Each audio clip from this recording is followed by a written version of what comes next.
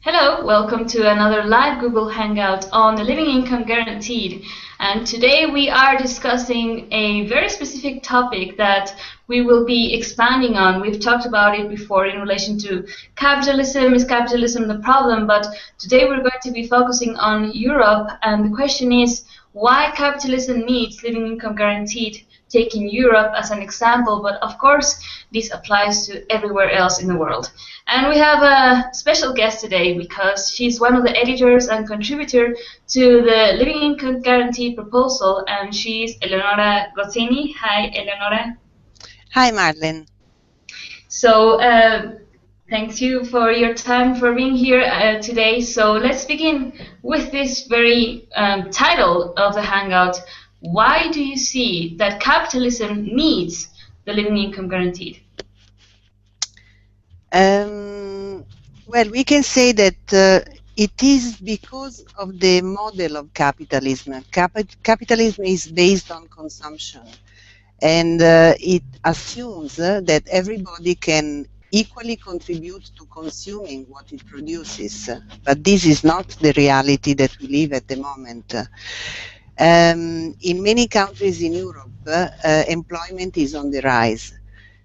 This was actually at the core of what happened in Ukraine. Corruption, nepotism, all these behavior at the top leads to people at the bottom losing their jobs.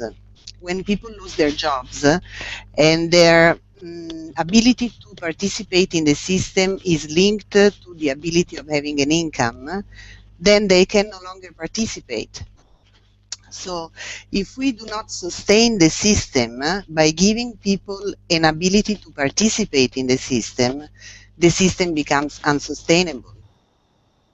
Exactly, and that is what we are witnessing now in relation to all these threats of the Great Depression in both the economy realm of the real economy, you know, the production processes, labor markets and so forth, but also the financial bubble that we see that is part of the problem in these situations. So what would you say in relation to this? Because many people talk about, okay, if I give maybe more purchasing power through maybe higher wages, then I will have to cut out jobs. What's your perspective on this?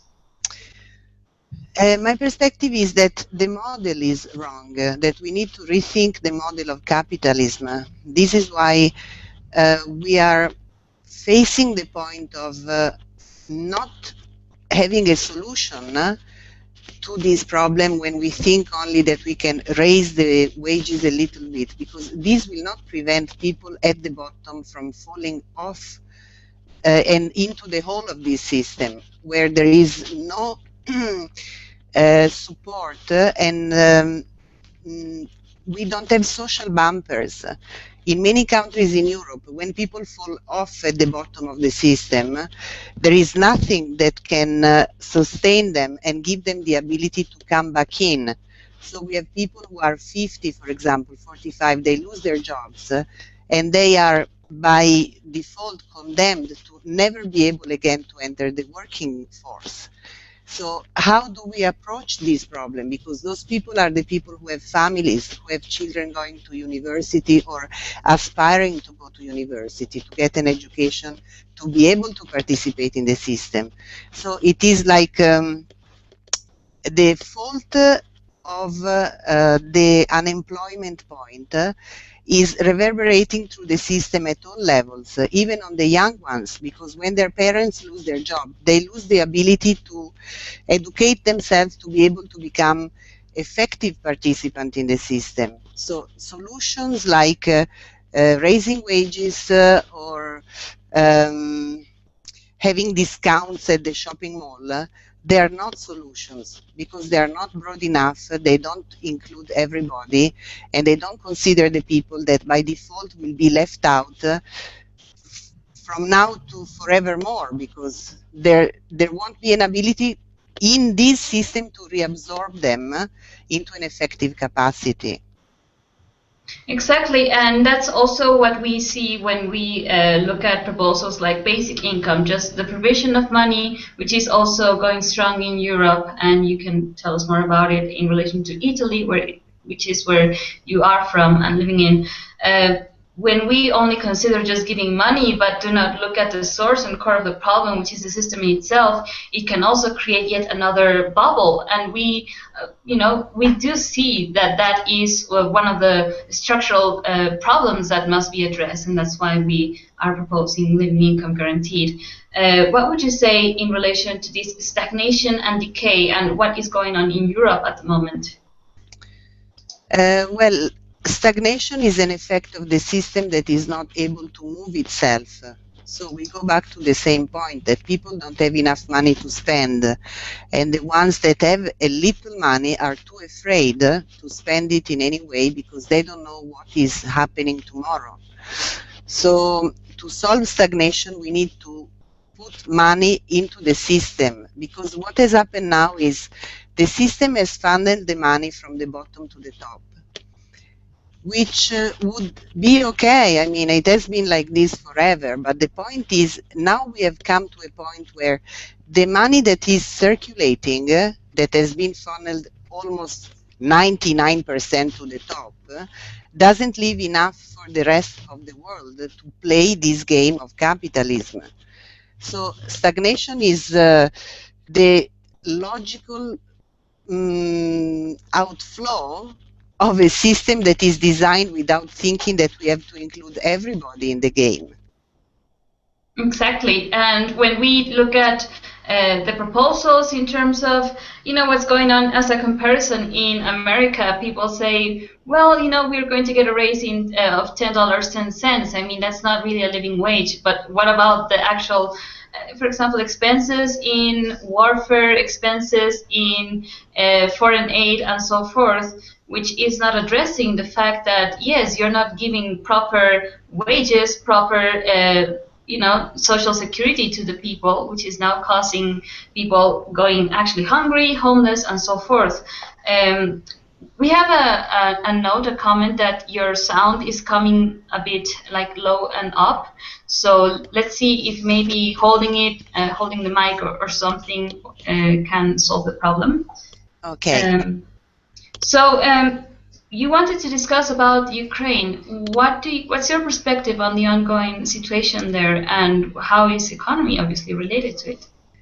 Well, Ukraine is like the preview of coming attraction for the rest of Europe, unless we change the way we are thinking about economics. So in Ukraine, the last elected president, which was a democratically elected president, was anyway, as usual, part of an elite. And then he used his position of power to move a lot of companies that were under state participation into privatization. Now, privatization is a problem on its own that we should discuss as well, because what we don't understand about privatization is that the only element we take into account when we think about privatization is the ability to make profit. And we do not consider that there are other profitable things within a business that we don't count because we are unable to translate them into a money value.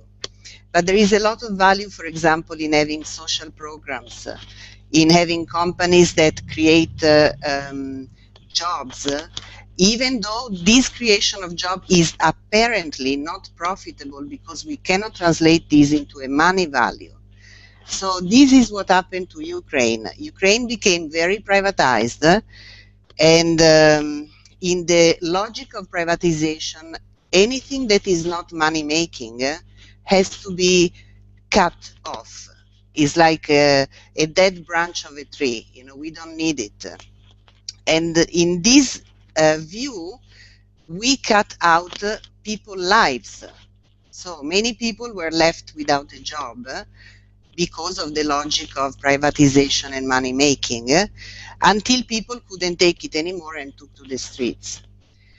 Now, we have a similar situation in Italy, but the difference between Italy and Ukraine is that we are very well entertained. the first one in Europe with a huge soccer business, for example, that keeps people glued to the TV. Or we have food that is taken to a level of worship that keeps us busy, from shopping to making special recipes. So our attention is very much diverted from what is going on, but we have an unemployment rising that has now reached 6 million people in a country that is considered a first world country. Now you have to think that 6 million people are only those that have registered for unemployment, which doesn't give you any benefit in Italy except that you don't pay for your medicines.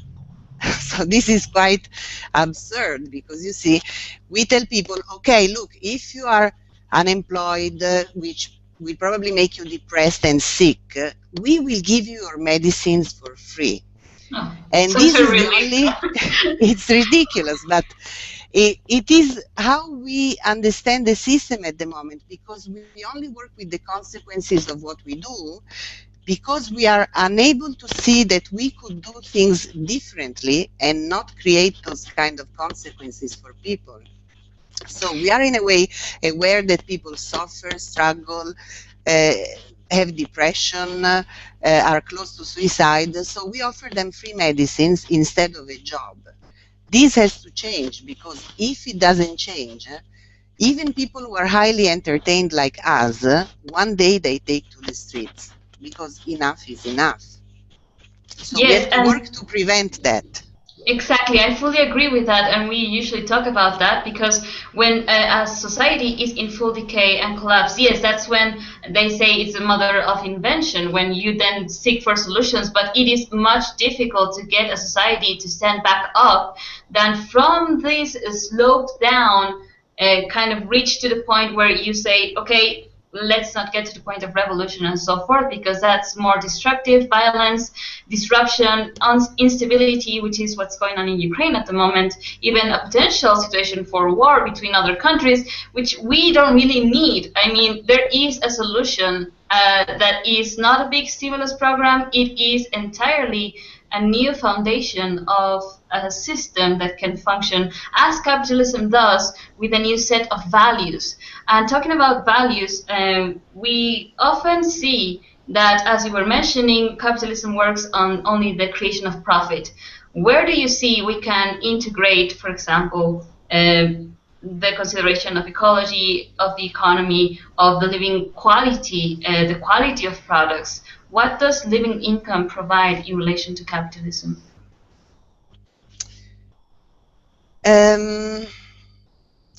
Well, what I see is that if everybody was given enough to live, many jobs that now people take out of desperation, that compromise who they are as human beings, they wouldn't be up for offer after a while anymore, because people don't need to go that far to support themselves. So there would be a kind of natural rebalancing of the perception of people of how far they have to go to support themselves, because they don't need to do that. So I think that in a sort of an organic way, without pressuring anybody, but just by creating a supporting environment for people to say, look, your life is guaranteed. So don't go shooting elephants, don't go polluting rivers, don't go and steal the TV from your neighbors, because you can get your own. A lot of things that now we are working so hard to write laws about, to prevent people from doing certain things, they would naturally not occur. So many problems that we have with the environment, with the animal protection, species protection, they would come naturally by creating an environment of support for the people. Plus, what has to be addressed, because has already happened, is a consequence of what we have done so far, would be just the perfect platform to create jobs, for example. So we could create jobs that we have never thought before, because they were not profitable. But if we change the way we perceive what profitability is, because actually it would be very profitable for all of humanity to live on a planet that is clean, where the air is clean, where the water is clean. Everybody would profit from that in a way that is far beyond a money value that we can give to it. It's a priceless point that we could reach by implementing new views and new values about a system that we want to live in, instead of accepting this system just because we were born into it and we think we have no better choice. There is a better choice, I mean, for sure. Exactly. I'd like to take on the point that you mentioned earlier, how there is a great distraction, and that also leads to this just plain acceptance of anything goes and the system works by itself, and just allow almost like the machine to run by itself, but it's really us that are not taking the matters in our own hands. And when we look at what you mentioned in terms of creating new jobs, for example, there are very few people actually interested or even working on sustainability systems for water systems, sewage, recycling, garbage, and all of that. Because it's not profitable, all of these jobs are seen as less than, as not really something that can make you rich. And because everyone's still having that mentality, we are side viewing this elemental and fundamental sustainability, which is one of the key aspects that we are also considering within living income. So I'd like to know more in relation to what people usually say. Okay, the system is working according to who owns the wealth. So how does living income stand in this situation? What does living income do in relation to this accumulation of wealth in the hands of a few? Well, in my opinion, living income comes as a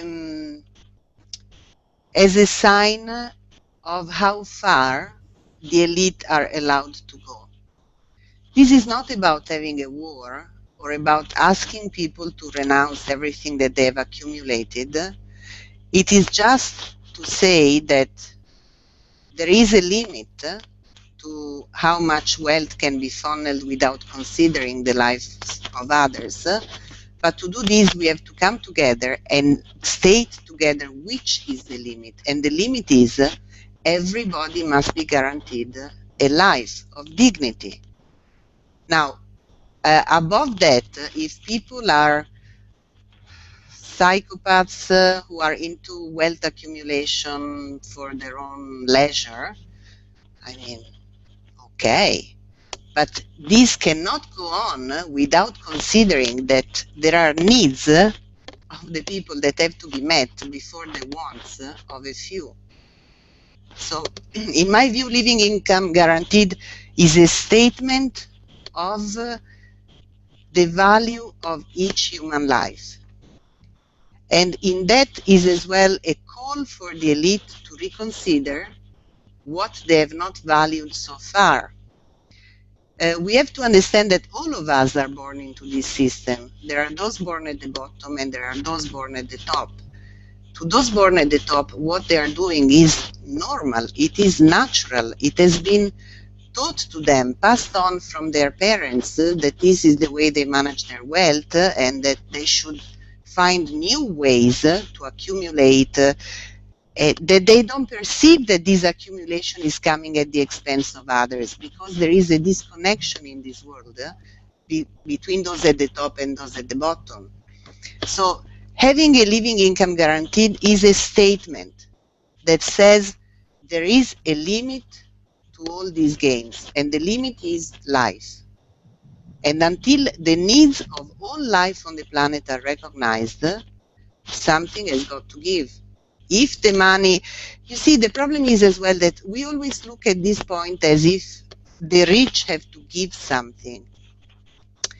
But this is actually more complex, because we could touch a little briefly on money sovereignty, on the fact that we used to have our own printing money system. We used to print our own currency in Italy. until the central banking system came into the picture. So returning the ability to each country to print their own money already establishes a completely different kind of economics, because the state can print the money it needs to make the system work. Now we are borrowing money at an interest, which is what public debt is all about. Even though people think that public debt is due because we are importing more than what we are exporting, and all this stuff, but no, none of those things are true. So if we rethink money, if we first rethink the system and then we ask ourselves, but how do we get the money? And then we realize, oh, but money is just an idea. And now is an idea that we accepted that is detrimental to life. So we can correct this idea to make it supportive to life. So Yes, there are actually no obstacles to injecting money in the economy because we can print it.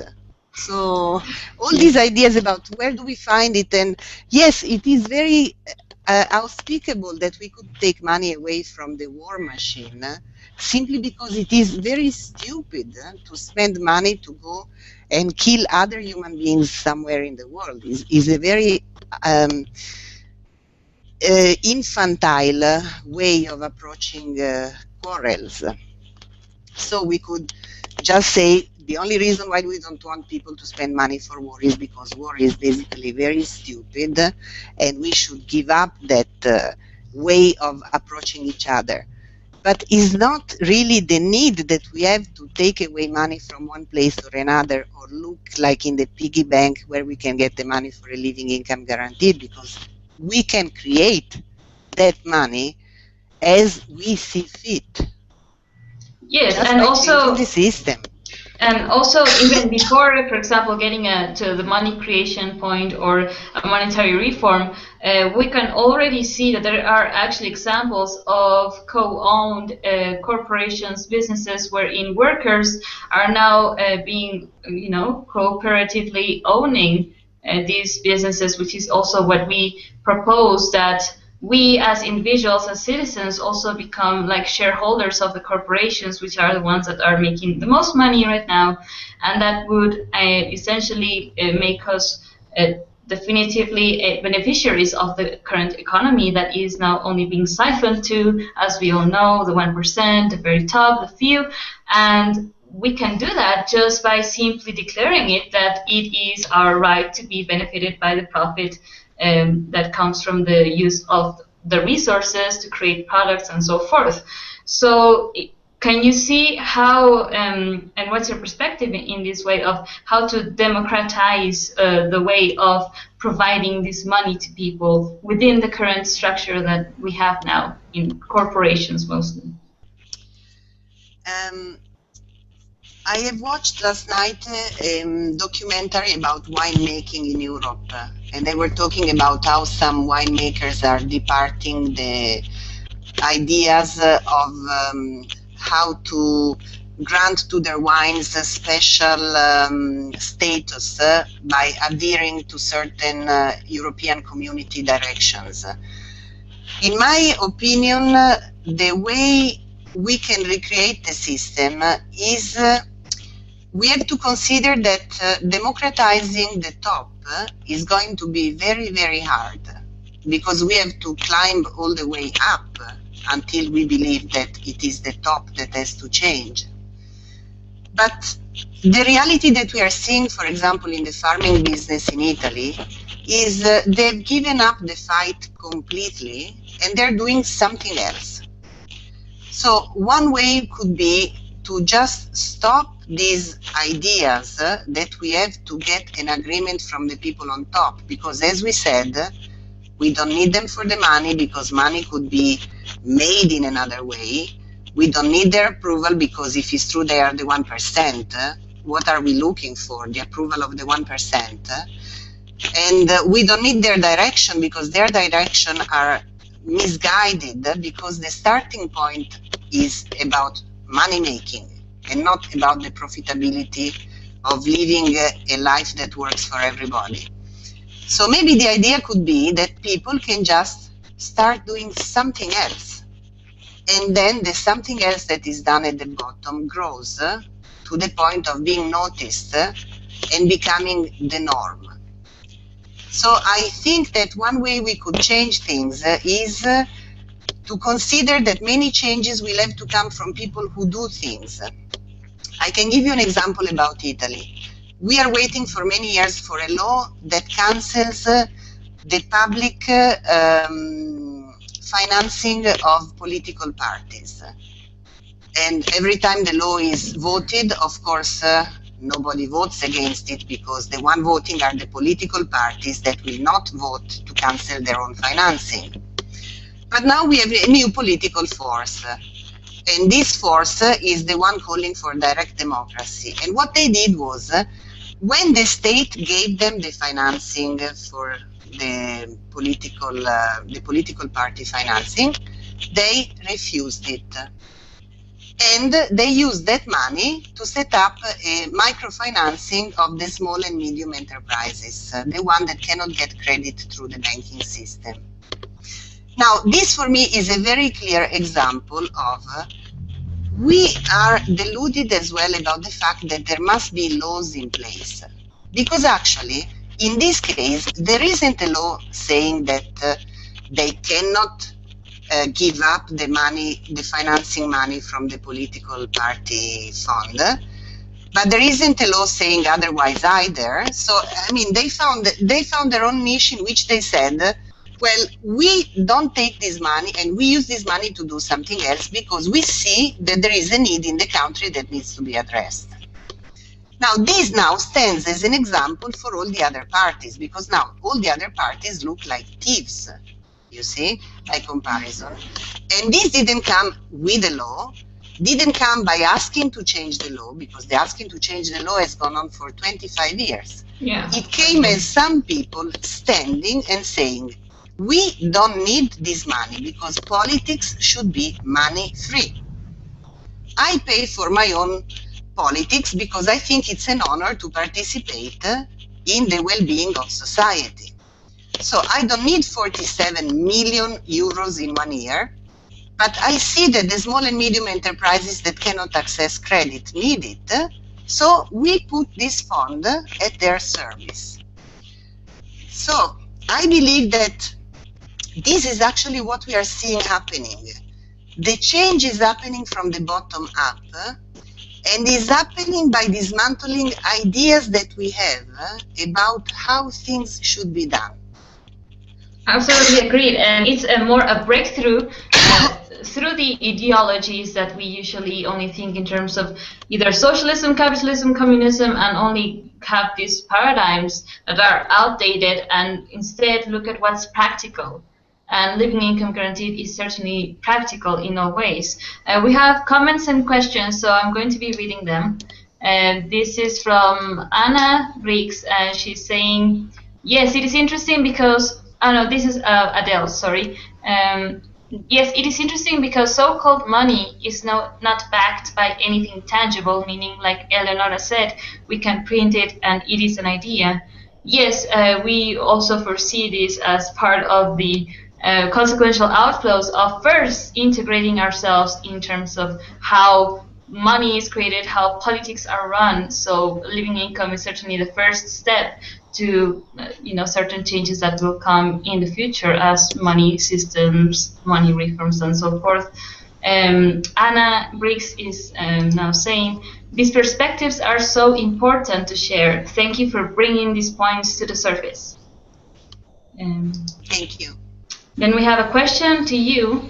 How is living income going to take away the slave mentality among people that think or believe that someone has to create the work for us, and then when we have work, we can have a living? Thus, that living has become dependent on working as a slave to work. This is from Larry Manuela. Thanks, Larry. Yes, absolutely. Our idea of living is totally interconnected with the idea of working, and not only.